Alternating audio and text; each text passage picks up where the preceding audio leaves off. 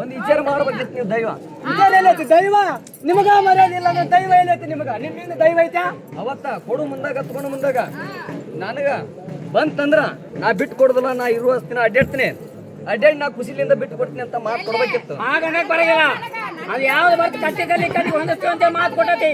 ಮಾತು ಕೊಟ್ಟತಿ. ಹಾ, ಅದು ಏನೈತಿ ಇನ್ 2 ವರ್ಷ ಅವ ಬರ್ತೀನಿ ಅಂತ ನೋಡು.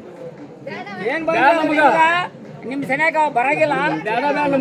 ಯಾಕೆ ಕಳ್ಕೊಂಡು ನಾವು ಮಂದಿ ಕೇಳಿ ಮರ್ಯಾದೆಗೆ ಮಕ್ಕಳು ಮರ್ಯಾದೆಗೆ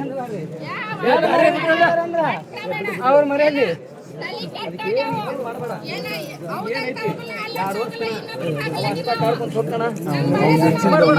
ಮಂದಿ ಯಾರ್ದು ನೋಡ್ಬೇಡ, ಈ ಬರೋ ರೀತಿ ಬಾ ಹೋಗೋ. ನಾವೀಗ ಏನ್ ಮಾತಾಡಕತ್ತೀವಿ? ಅಲ್ಲ